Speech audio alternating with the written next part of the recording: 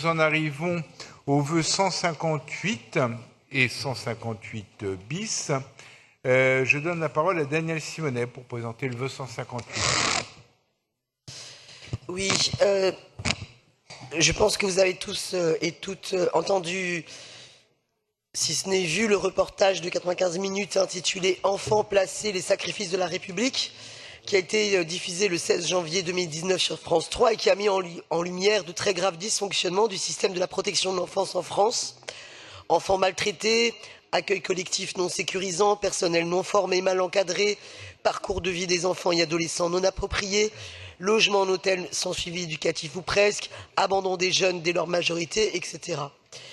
Par la suite, le gouvernement a nommé vendredi 25 janvier 2019 un secrétaire d'État à la protection de l'enfance, prenant sans doute conscience de la gravité de la situation partout en France.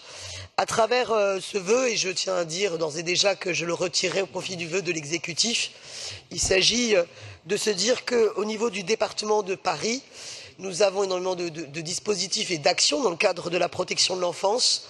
Je pense que notre département, même si nous avons dans les vœux précédents signalé de graves dysfonctionnements, nous ne sommes pas du tout dans la même situation, je pense, que celle exposée sur d'autres territoires.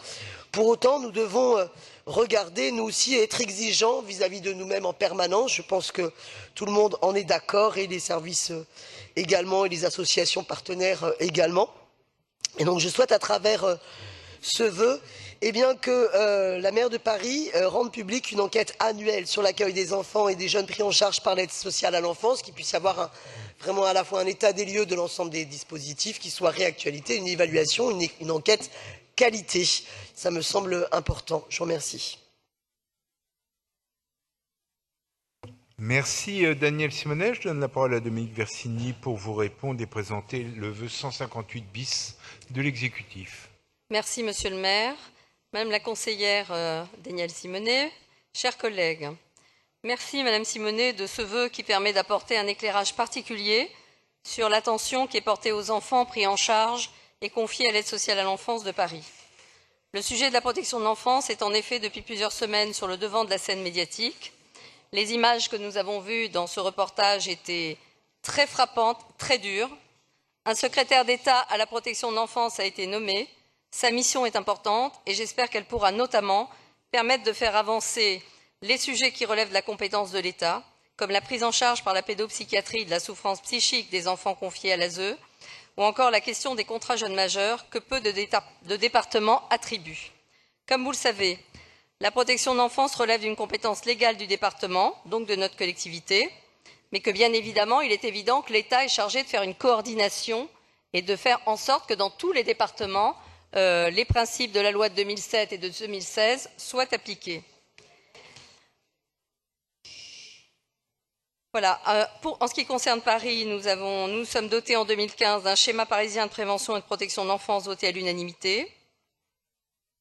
Nous l'avons complété d'une feuille de route pour les mineurs non accompagnés, elle aussi votée à l'unanimité.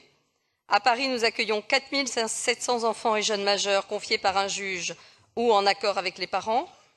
À ceci s'ajoutent 4 200 jeunes suivis par une mesure de milieu ouvert, c'est-à-dire qu'ils restent au domicile dans leur famille, mais qu'ils sont suivis par un éducateur. Nos priorités sont de 3 ordres. D'abord, prévenir les placements, qui sont la dernière des mesures à prendre. Et pour cela, par exemple, je ne peux pas tout vous dire parce qu'il me reste quelques secondes, nous avons développé une offre de services d'accueil de jour éducatifs avec 5 services éducatifs créés depuis le début de la mandature et 2 autres cette année.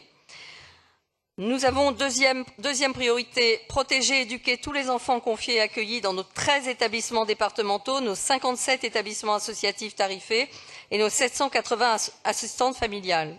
Par ailleurs, pour mieux répondre aux besoins spécifiques de 1400 mineurs et jeunes majeurs non accompagnés, nous mettrons fin cette année au recours à l'hôtel, qui était décidé jusque-là du fait d'un flux très important.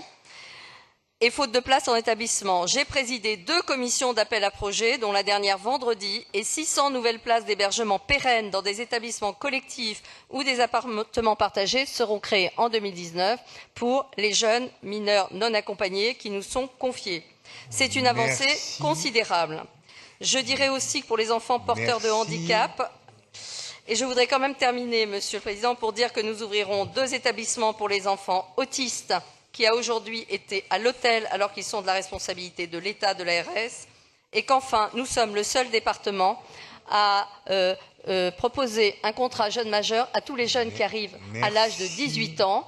Et une proposition de loi propose de le faire dans tous les départements. Et j'espère bien que le nouveau secrétaire d'État arrivera à la faire voter. Et bien évidemment, nous présenterons un bilan complet du schéma avant la fin de la mandature. Merci Dominique Versini.